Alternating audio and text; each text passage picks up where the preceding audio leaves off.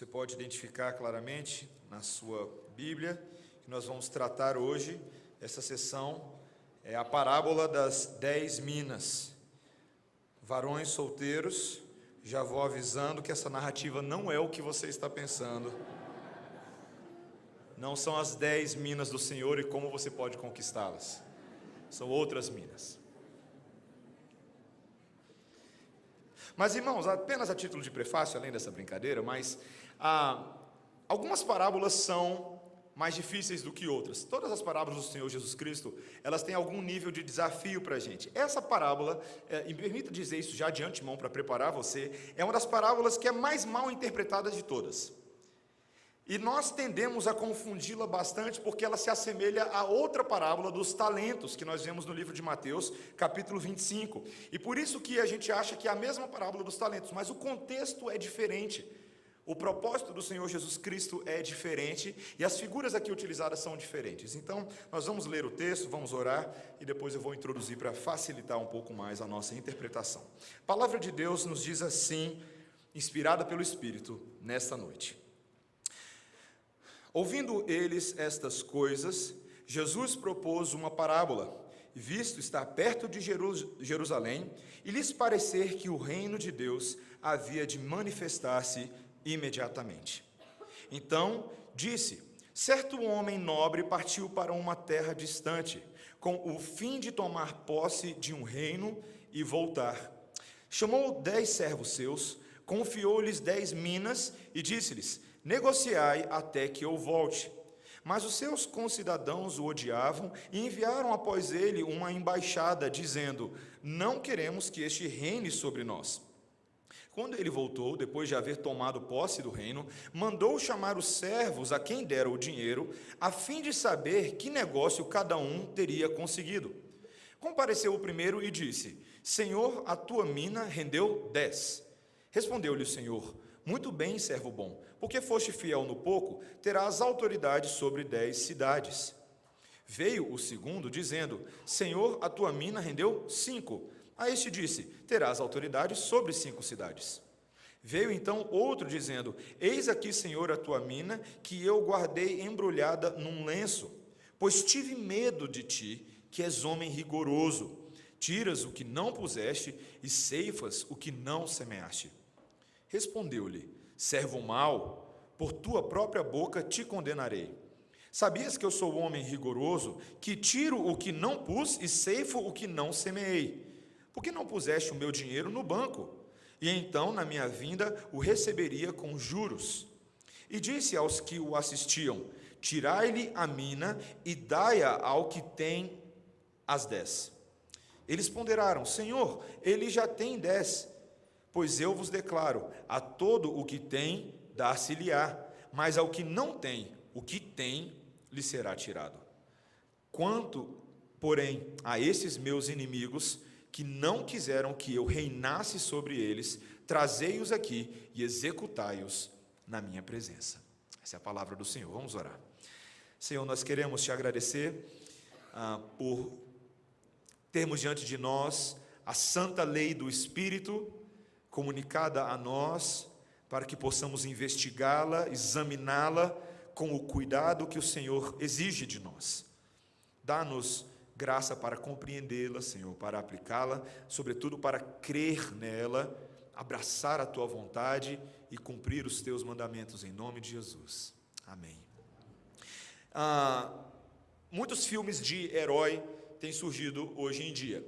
Um conceito, quando a gente começa a analisar filmes, é que por mais que a figura do herói seja popular, também existe uma outra figura chamada o anti-herói. Já ouviu falar disso antes? O anti-herói não é necessariamente o vilão. O sinônimo não é termo de vilão. O anti-herói é sim uma espécie de herói, mas que suas atitudes não condizem tanto com aquilo que um herói faria. Talvez o caráter dele, as suas práticas, às vezes são contestáveis. E é difícil traçar a linha, muitas vezes, que separa o anti-herói do vilão. porque muitas vezes ele age de formas estranhas. Alguns dos famosos anti-heróis que me vieram à cabeça, para quem conhece, tá bom? Quem já assistiu House, o House é uma espécie de anti-herói, certo? Ele cura todo mundo, mas a forma dele de agir, ele é um médico famoso, mas a forma dele de agir é muito estranha. Walter White, da série Breaking Bad, Dexter, da série Dexter, Michael Corleone, do Poderoso Chefão, esse aí é dos clássicos. São homens que conseguem realizar grandes façanhas e às vezes até salvam as pessoas, mas suas personalidades são contraditórias com as suas ações. Talvez o mais famoso e mais conhecido entre nós aqui seja o Capitão Nascimento, do Tropa de Elite. Um homem que tem a sua sede por justiça, tantas vezes atropelada por motivações confusas, técnicas de polícia questionáveis, e por aí vai.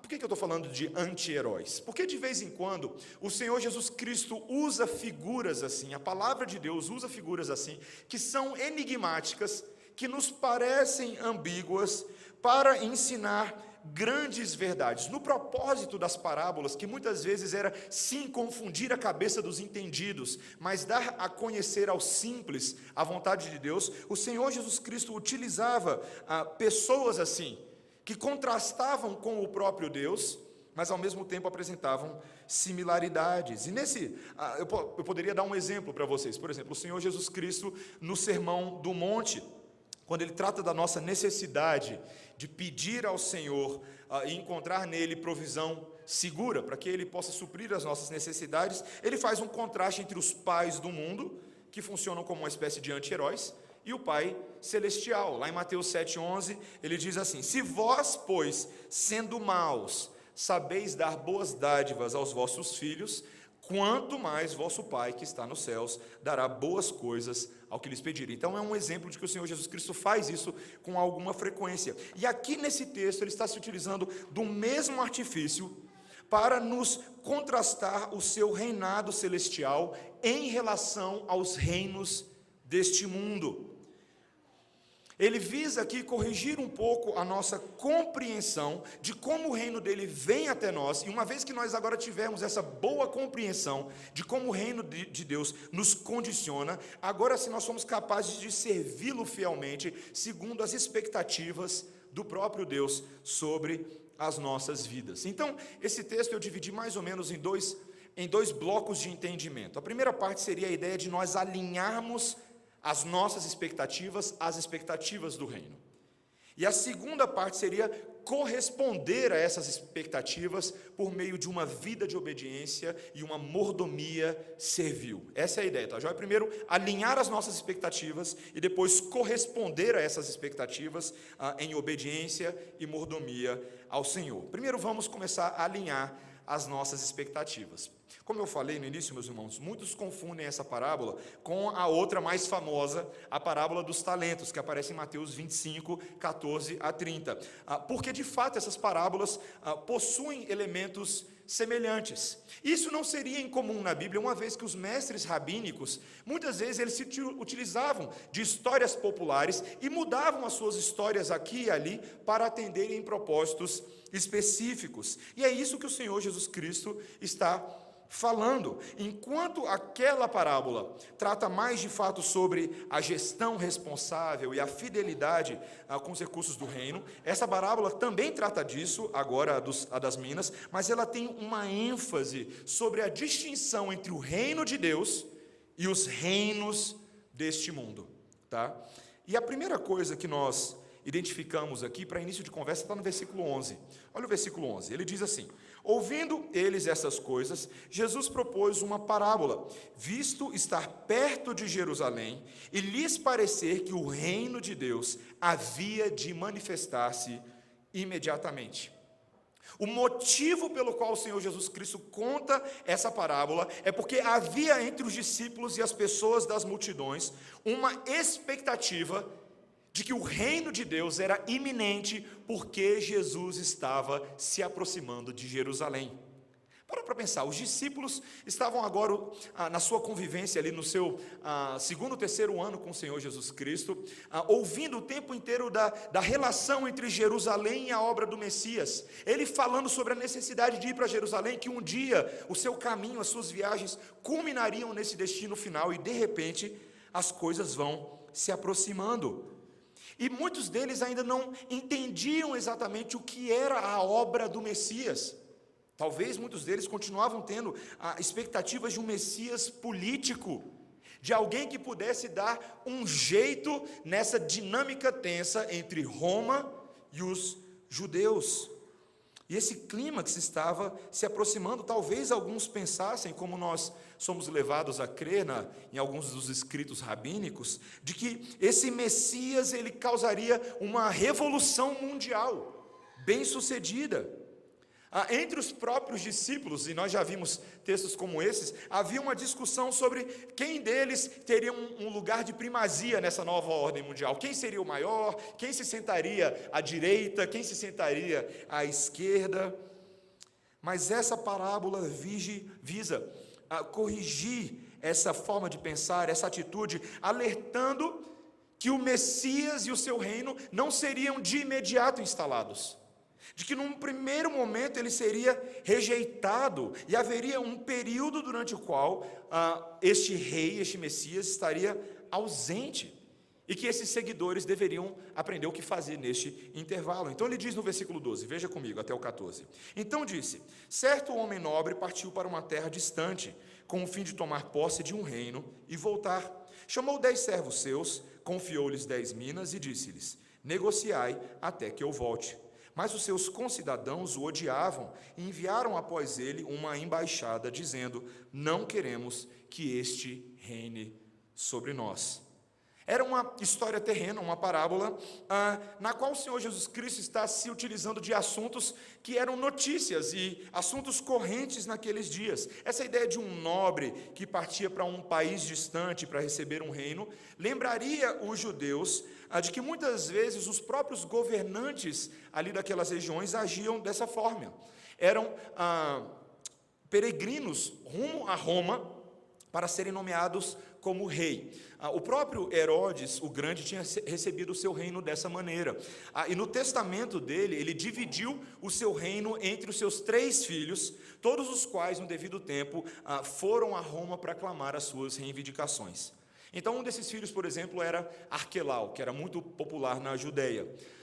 E ele tinha recebido a Judeia para reinar sobre ela, mas as pessoas detestavam Arquelau e enviaram representantes a Roma para pedir que ele não recebesse o reino, porque ele tinha a fama de ser um homem cruel, de ser um homem impiedoso. Só para vocês terem noção, nos primeiros momentos do governo dele, ele já tinha mandado matar 3.000 pessoas, só porque ele não foi com a cara delas.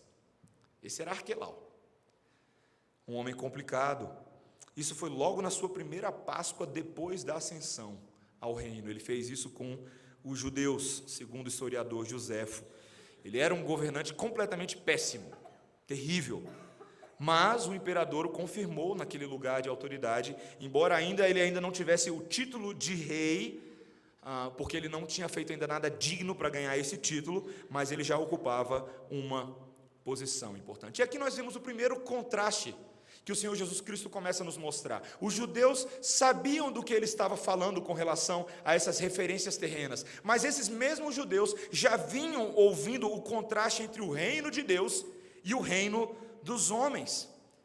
Assim como Arquelau, o Senhor Jesus Cristo em breve também partiria para uma terra distante. Por um tempo, seus discípulos e as multidões não o veriam. O seu reino espiritual não era um reino deste mundo, e portanto ele não poderia ser equalizado e reduzido às demandas políticas, nessa demanda entre Roma e os judeus. Assim como Arquelau, o Senhor Jesus Cristo também seria rejeitado na função de governante, e pior ainda, também pelos seus próprios compatriotas. Entretanto, diferente de Arquelau, que havia dado todos os motivos para não ser eleito rei, o Senhor Jesus Cristo só dava motivos para ser eleito rei. Toda a sua caminhada, todas as suas palavras, todas as suas ações denunciavam e indicavam que este era o rei legítimo do universo. Era o próprio Deus entre os homens. aquele que eventualmente receberia a autoridade das mãos do próprio Pai para governar sobre potestades, principados e sobre toda a criação, uma vez que ele concluísse a sua obra perfeita da cruz. Meus irmãos, é tão interessante como às vezes nós nos acostumamos com a autoridade do Senhor Jesus Cristo. Já para eu pensar sobre isso? Que não nos impressiona o fato de que este a quem nós referimos, semana após semana, é o Rei do Universo. E parece que, semana após semana, parece que o Senhor Jesus Cristo tem que ficar implorando e tentando persuadir o seu próprio povo de novo e de novo, de que Ele é o único governante legítimo sobre as nossas vidas. É que nem aqueles professores, todo mundo já deu trabalho para algum professor aqui na vida, eu sei que isso já aconteceu com todos, mas aqueles professores que semana após semana flertam com a ideia de abandonar os seus empregos porque seus alunos não os respeitam na posição de professores. Na verdade, eu diria que é um problema no nosso país hoje em dia, a questão da relação com autoridades. Nós não sabemos nos submeter às autoridades. Isso se reflete na nossa espiritualidade, isso se reflete na nossa vida de igreja, isso se reflete no nosso relacionamento no mundo aí afora, seja quando você é parado por um policial e você se sente tentado a gritar com ele, por qualquer motivo que seja, mas fato é que nós não fomos devidamente ensinados a respeitar as autoridades que Deus colocou na nossa vida, sobretudo com o Senhor Jesus. Ele é a nossa verdadeira autoridade. Meus irmãos, tudo o que nós entendemos como cristianismo só faz algum sentido, porque Ele é a autoridade presente neste momento na vida da igreja. Curiosamente, alguns alegam que o cristianismo poderia ser rejeitado, se utilizando aí de uma premissa meio ateísta, porque ele não está no nosso meio, porque o nosso líder, esse que instituiu a nossa forma de culto e religião, se foi. Mas tolos são aqueles que pensam dessa forma. Aqueles que usam o argumento, se eu não estou vendo é porque não existe. Muitos ateus usam esse argumento. Se eu não estou vendo é porque não existe. Se ele não está aqui é porque ele não existe. Eu gostaria de tirar uma foto da cara de muitas pessoas no dia que o Senhor Jesus Cristo se manifestar novamente. Não para que eu tire sarro dessa situação, mas porque o Senhor Jesus Cristo não terá por inocente aquele que tomar o seu nome e a sua autoridade em vão. A palavra de Deus nos convida hoje a considerarmos o contraste entre o reino dele nas nossas vidas e outros possíveis reinos. E veja, mais uma vez, essa nossa dificuldade com a autoridade nos leva a pensar também sobre a nossa inabilidade de enxergar aqueles que de fato devem governar sobre nós. Nós fazemos isso o tempo inteiro na relação com os magistrados civis, quando, por exemplo, demonstramos não ter bons critérios para votar nos nossos representantes públicos.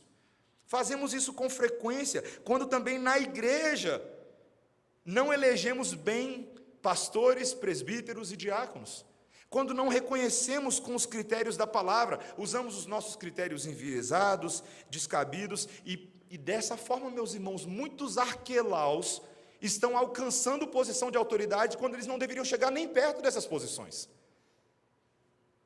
Nós devemos ter uma forma de pensar que considera bem a relação de autoridade com base nos princípios das Escrituras. Neste primeiro momento, vemos claramente o contraste entre o nosso Senhor Jesus Cristo e esse governante que vai se formando aqui, para que nunca flertemos com a ideia de adorar a outros deuses que não o verdadeiro Deus. Essa é a primeira ideia. Mas, meus irmãos, nós também agora que vamos ajustando as nossas expectativas, aquilo que o Senhor Jesus Cristo quer nos mostrar, também devemos corresponder adequadamente em fé, obediência e mordomia a este reino específico de Cristo. O centro de interesse dessa parábola não é exatamente essa situação que nós acabamos de mostrar, ou mesmo estes que se rebelaram contra o nobre, mas o que ele passa a contar agora sobre os 10 servos. Veja comigo o que ele diz no versículo 13. Chamou 10 servos seus, confiou-lhes 10 minas e disse-lhes: negociai até que eu volte. Versículo 15. Quando ele voltou, depois de haver tomado posse do reino, mandou chamar os servos a quem dera o dinheiro, a fim de saber que negócio cada um teria conseguido. Então, esse governante dá um jeito de os seus negócios se manterem enquanto ele está fora. Então, ele pega 10 servos e confia a cada um deles uma quantidade igual de dinheiro, uma posse monetária, que aqui são 10 minas. Se você não sabe o que é uma mina, fazendo referência à minha introdução, uma mina aqui no caso seria o equivalente a 100 dracmas, ou mais ou menos 3 meses de trabalho. Uma mina era uma moeda grega. E ele vai e volta de viagem e ele começa a consultar 3 servos. E a parábola não fala do que aconteceu com todos os 10 servos, mas apenas os 3 primeiros ali com quem ele interage. O primeiro servo fez o que com a mina? Pegou aquele dinheiro e fez render 10 minas a mais. 1000% de rendimento. Esse cabra é bom, hein? Esse aqui é o que você tem que aprender, sabe? Parar de comprar aqueles seus livros lá e começar a aprender com o povo da Bíblia. E foi de fato recompensado e reconhecido. O Senhor se admira dele e o elogia, fala: muito bem, servo bom, porque você foi fiel no pouco, você vai receber como recompensa o governo de 10 cidades. O texto não explica para a gente por que exatamente essa recompensa, mas a ideia é de que recebendo 10 cidades, ele tem agora 10 governos, 10 administrações, as quais ele pode agora refletir essa fidelidade que ele já demonstrou. Então vem um segundo servo, e esse servo fez a mina render 5 minas. Talvez não é 1000, mas já é 500% de aproveitamento. E, portanto, ele foi recompensado com 5 cidades. Mas o terceiro, diferente dos outros, pegou aquela mina que ele recebeu e guardou a mina. E sabe, muita gente pensa dessa maneira. Muita gente acaba pensando o seguinte: se eu não sei muito bem o que fazer com ela, no mínimo eu vou esconder, porque eu devolvo o que eu recebi. Fica elas por elas. E muita gente acha que a relação de elas por elas é suficiente para que nós vivamos neste mundo, mas nem a lógica desse homem, nem a lógica do Senhor nos permitem pensar dessa forma. Porque, na verdade, a reação desse homem é uma reação irada do proprietário dessas minas, do Senhor. E aquele servo logo vai se justificando de que ele estava morrendo de medo. Versículo 21, olha o que ele diz no versículo 21. Pois tive medo de ti, que és homem rigoroso, tiras o que não puseste e ceifas o que não semeaste. Fato é que ele decidiu desrespeitar diretamente a ordem que foi dada, porque ele ficou com medo da reputação daquele homem, medo de se arriscar, medo de tentar fazer alguma coisa simplesmente por especulações daquilo que ele achava que podia acontecer. Claro, de fato, esse homem aparentemente tinha uma fama ruim, uma fama cruel. Mas é interessante agora a forma como esse próprio homem cruel é utilizado para emanar um pouco de sabedoria para o servo. Veja o que ele diz no versículo 22. Respondeu-lhe: servo mau, por tua própria boca te condenarei. Sabias que eu sou homem rigoroso, que tiro o que não pus e ceifo o que não semeei? Por que não puseste o meu dinheiro no banco? E então, na minha vinda, o receberia com juros. Veja, este homem, para começar, que ele não foge da reputação dele. Sim, eu sou mau, mau que nem o lobo mau. É a primeira coisa que ele fala. Mas o que ele está falando é o seguinte: você tinha margem para pensar em diferentes maneiras de fazer esse dinheiro render. Por exemplo, colocando ele no banco e tendo o retorno em juros. Por mais que você não fosse um homem dedicado, laboroso, diligente, saindo todos os dias para negociar e fazer transações que pudessem fazer render essa mina, você ainda tinha meios, caminhos e alternativas para obedecer aquilo que eu te ordenei. Se o criado realmente acreditasse no que o seu mestre havia dito, ele deveria ter feito alguma coisa, qualquer coisa que fosse. Ele poderia ter colocado dinheiro no banco, poderia ter feito outras coisas. Meus irmãos, é importante a gente entender essa parábola aqui agora e fazer uma pausa, porque até este momento, no Evangelho de Lucas, o Senhor Jesus Cristo ele vem construindo a ideia sobre o reino de Deus. O reino de Deus não é igual ao reino dos homens, é um reino muito superior, porque o Senhor Yahvé é um Deus cheio de misericórdia e de bondade. Ele enviou o seu Messias para mostrar que neste livro de Lucas, os perdidos têm uma oportunidade, os miseráveis de espírito podem ser alcançados. Este Messias cura os cegos, ele cura os coxos, ele cura os surdos, ele dá a vida eterna para cada um deles. Mas, uma vez que o nosso Deus nos salvou tão somente pela graça e nos deu essas coisas, a pergunta é: o que é que nós devemos fazer? O que é que nós devemos fazer? É como, vamos supor, por exemplo, que você fez um vestibular, uma prova complicada, a qual você estudou bastante tempo, e o seu objetivo era estudar para passar no, sei lá, no ITA, alguma coisa assim, uma dessas bem difíceis, tá? Você estudou para passar no ITA, foram meses de labor, meses sem ver os seus amigos da igreja, meses sem fazer uma série de coisas, e agora você fez a prova e enfim você passou no ITA, que coisa boa, glória a Deus, ficou todo mundo feliz, a sua família, seu pai, a sua mãe, e agora você que passou no ITA vai fazer o quê? Jogar videogame o dia inteiro, porque é exatamente isso que uma pessoa que passa no ITA vai fazer. Agora os próximos 6 anos da vida dela serão gastos jogando. Não faz nenhum sentido, porque agora você deve corresponder àquele benefício que foi apresentado à sua vida. Você deve viver de acordo.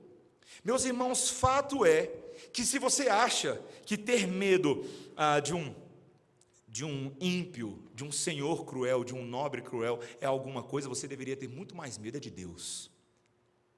Porque o poder e o temor que é instalado em nossos corações com relação ao Criador do universo, que nos deu nele todas as coisas, o senso de responsabilidade deve ser muito maior, muito superior.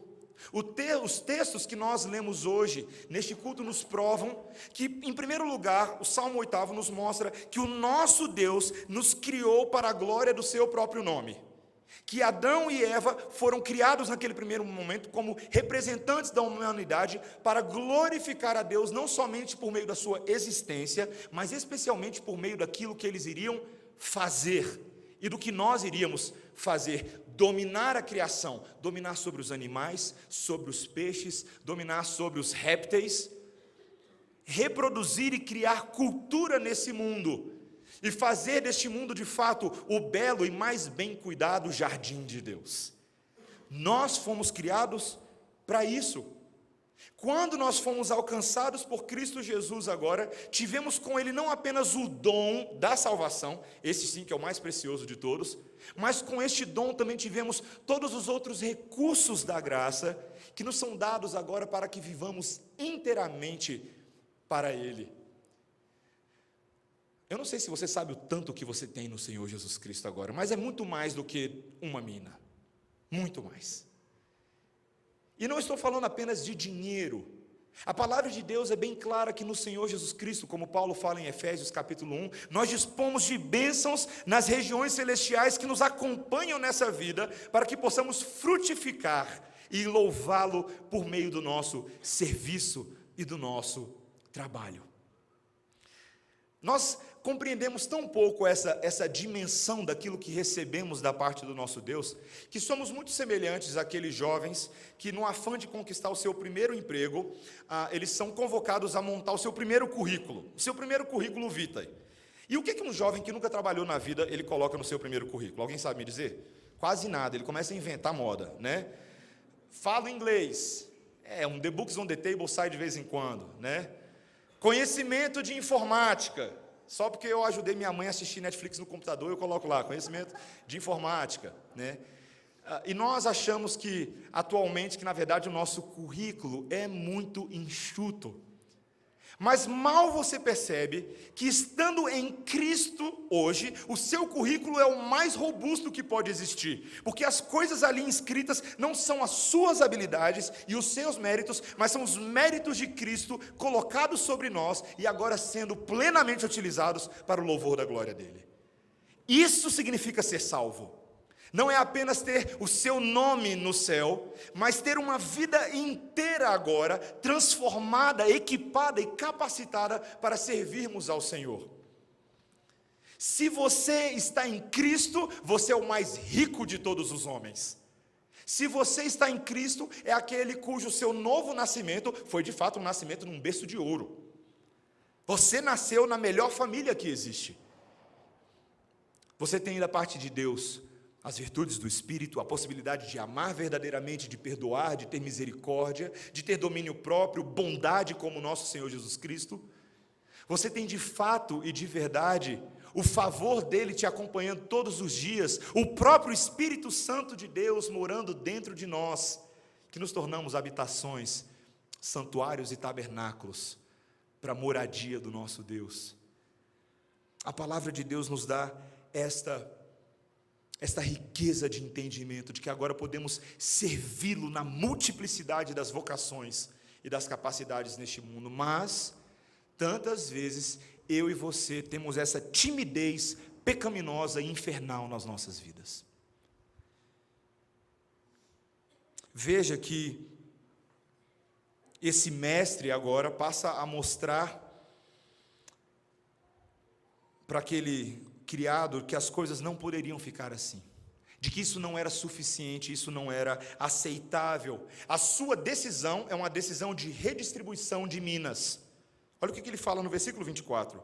E disse aos que o assistiam: tirai-lhe a mina e dai-a ao que tem as 10. Eles ponderaram: Senhor, ele já tem 10. Pois eu vos declaro, a todo o que tem, dar-se-lhe-á, mas ao que não tem, o que tem lhe será tirado. Essa frase enigmática do Senhor Jesus Cristo ela não deve ser entendida fora de contexto, como se o Senhor Jesus Cristo, olhando meramente para o contexto social, estivesse falando: os ricos vão ficar mais ricos e os pobres vão ficar mais pobres. Não é teologia do Robin Hood aqui do Senhor Jesus, tá bom? Não é disso que ele está falando. O contexto é a regra. O que ele está mostrando é que o homem cuja abundância mostra que ele fez bom uso do que tem, esse sim lhe é confiado o fazer mais. Aqueles que fazem por Deus são recompensados com o melhor presente de todos, a oportunidade de continuar fazendo mais. Eles são pessoas confiáveis. São pessoas em quem Deus se agrada de depositar não somente o seu favor, mas as responsabilidades dessa vida, para que continuem produzindo mediante fidelidade. E aqueles que tantas vezes têm recebido da parte do Senhor bastante, mas não fazem uso disso, muitas vezes lhes é tirado. Esse é o princípio bíblico que está aqui. Por menor que seja o nosso presente da parte do Senhor, ele deve ser usado. As menores oportunidades que nós temos na vida, se são oportunidades para a glória de Deus, devem ser investidas, cultivadas, trabalhadas diligentemente, zelosamente.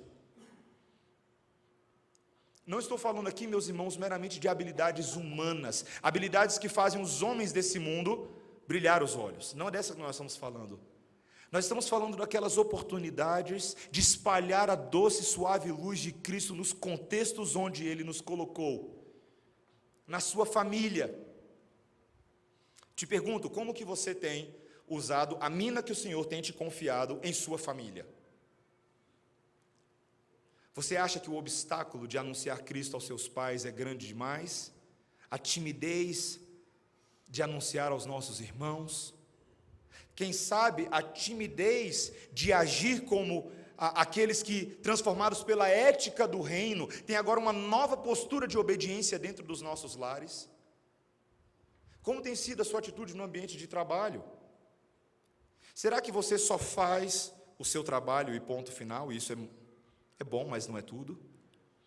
Ou você tem feito o seu trabalho de forma a demonstrar a outros, a exemplificar e a convidar à imitação aquilo que se espera de um filho de Deus? A excelência, a produtividade, o vigor, o afastamento da preguiça e de quaisquer outras distrações facebookianas que você possa ter.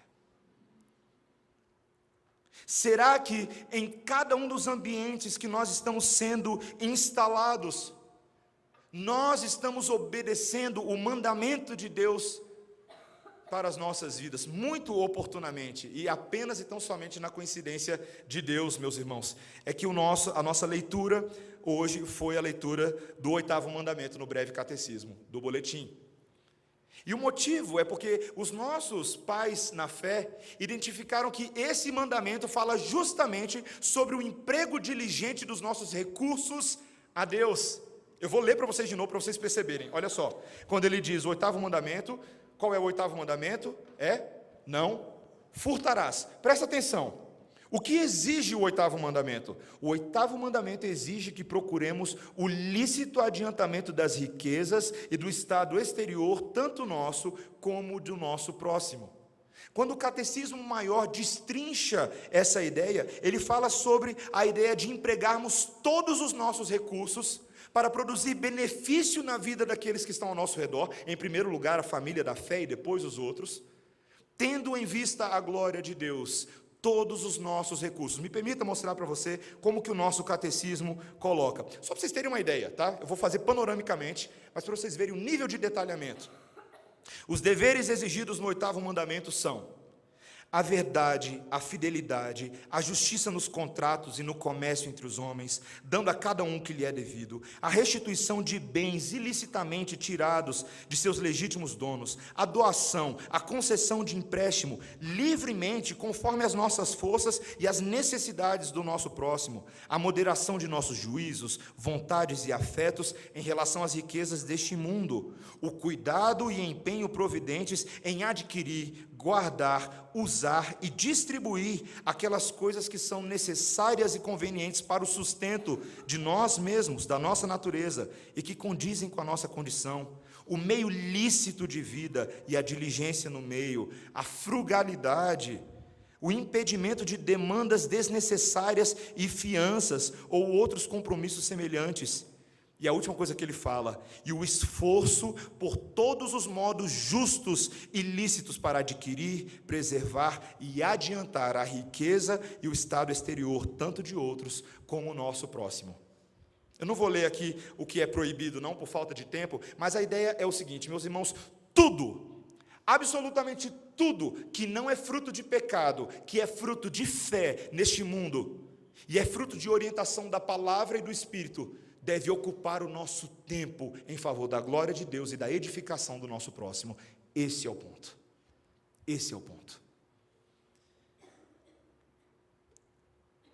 E muitas vezes, meus irmãos, talvez nós não vejamos igrejas, comunidades cristãs, famílias frutificando nessas coisas, porque o Senhor está removendo oportunidades que foram dadas anteriormente.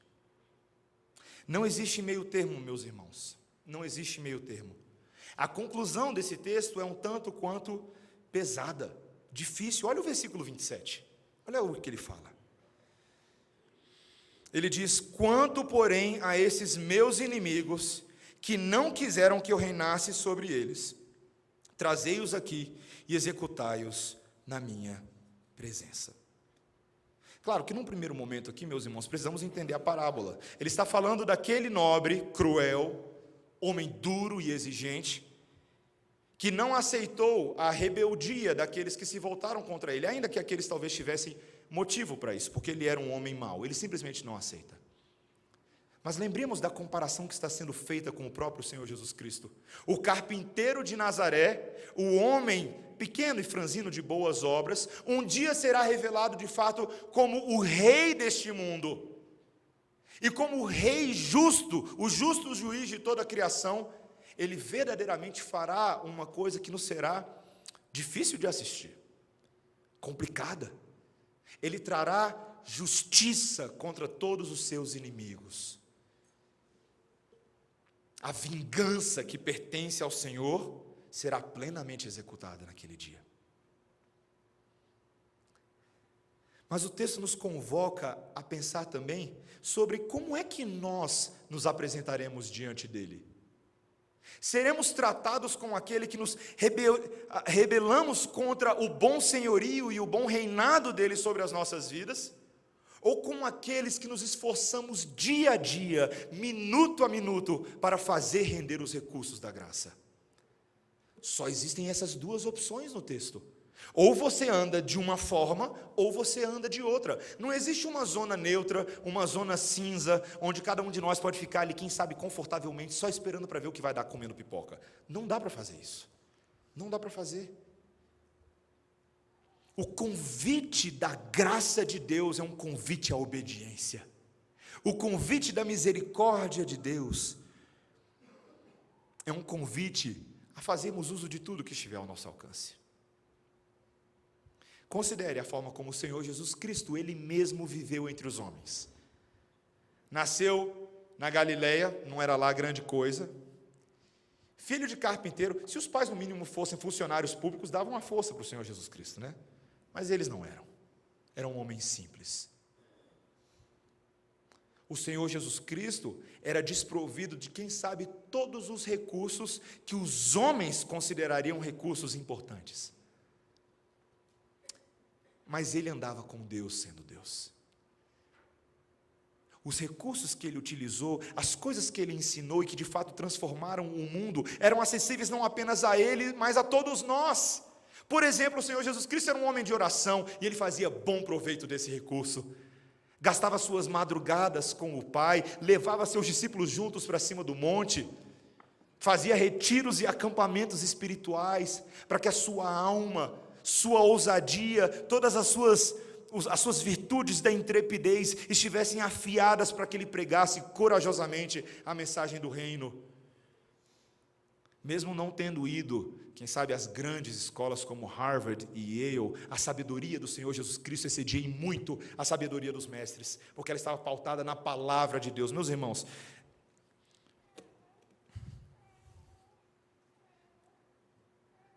quanto que nós pagaríamos nesse livro se nós soubéssemos de fato o seu verdadeiro valor? Olha aí, você tem uma Bíblia no colo, não tem? Qual é o valor desse livro? Eu não pergunto o valor que você pagou na livraria onde você o adquiriu, ou o valor que você pagou no app que você comprou no celular. Qual é o preço que foi pago para que eu e você tivéssemos pleno e total acesso à revelação de Deus que nos é suficiente para a vida hoje e a vida do porvir? Foi o preço de sangue daquele que trabalhou incessantemente dia e noite para obedecer à vontade de Deus. Aquilo que o Senhor Jesus Cristo recebeu no seu corpo de homem, durante os 33 anos que ele viveu entre nós, foram muito bem empregados. E se não fosse pela obra daquele homem lá atrás, do homem Deus ou do Deus homem, nenhum de nós estaria aqui hoje. A gente ia estar fazendo qualquer outra coisa das nossas vidas. O Senhor Jesus Cristo nos deu o exemplo de que aquilo que o homem planta, ele colhe. Não segundo os métodos do mundo, mas segundo a promessa do próprio Deus. O apóstolo Paulo nos ensinou essa diligência ao tratar da necessidade de dízimos e ofertas com a igreja de Corinto, no texto que nós lemos hoje. Convocando seus irmãos a serem diligentes ao empregar seus recursos financeiros e materiais no sustento da obra de Deus, dos apóstolos, das igrejas e da obra missionária. E o apóstolo Paulo convidou que eles fossem zelosos com isso, que eles não fossem tímidos, que eles usassem bem esses recursos, sabendo que quem cuidava da vida deles era o próprio Deus. Meus irmãos, nós somos tão ridículos. Nós somos tão ridículos. Porque nós temos a coragem, a ousadia, meus irmãos, de questionar Deus na sua habilidade de nos sustentar, quando mês a mês, no dever que nos é dado de dizimar com fidelidade, ou, por exemplo, de ofertar nas obras do reino, nós ficamos hesitantes. Isso já aconteceu com você? Dou ou não dou? Dou ou não dou? Dou ou não dou? Ou só comigo que aconteceu? Já aconteceu com algum de vocês? Dou ou não dou? Dou ou não dou? Porque vai me fazer falta esse dinheiro. Que vergonha, meus irmãos. Barganhando com o próprio Deus, que é o dono do ouro e da prata? que tem sustentado você todos os dias, apesar da tua falta de fidelidade, mas da fidelidade dele. Já imaginou se Deus nos abençoasse na proporção do nosso dízimo, como a teologia da prosperidade afirma? Já imaginou? Estava todo mundo lascado aqui, meus irmãos. Não sobrava ninguém, porque o Senhor não nos abençoa na proporção do que nós damos, mas na proporção do que Cristo nos ofereceu na cruz do Calvário. Essa é a proporção da bênção de Deus sobre nós. Os nossos dízimos não são dados mediante barganha com o Senhor, são dados com alegria, com gozo, como fiéis administradores dos recursos que já são de Deus, não são seus. Essa é a mentalidade do reino, não apenas com relação ao nosso dinheiro, com relação ao nosso tempo, com relação às ocasiões e espaços que nós ocupamos, com relação a quaisquer recursos que o Senhor tenha hoje dado a você, quaisquer coisas que você tenha hoje, são somente e puramente graça de Deus para a sua vida. E se são dele e não suas coisas, a pergunta é, o que você está fazendo com as coisas dele? Dele. Se de fato, meus irmãos, nós afirmamos com o apóstolo Paulo que já não somos nós quem vivemos, mas Cristo vive em nós, então, consequentemente, por dedução lógica, tudo é do Senhor. Tudo é do Senhor. Em Cristo, meus irmãos, nessa noite nós não temos um anti-herói, nós temos um verdadeiro herói.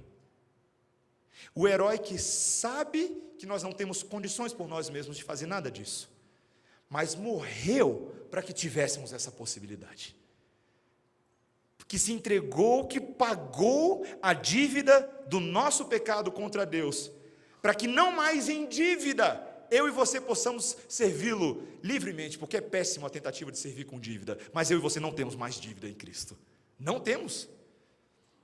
Temos abundância, superabundância da graça de Deus, é isso que o Evangelho diz. Que façamos bom proveito disso, meus irmãos.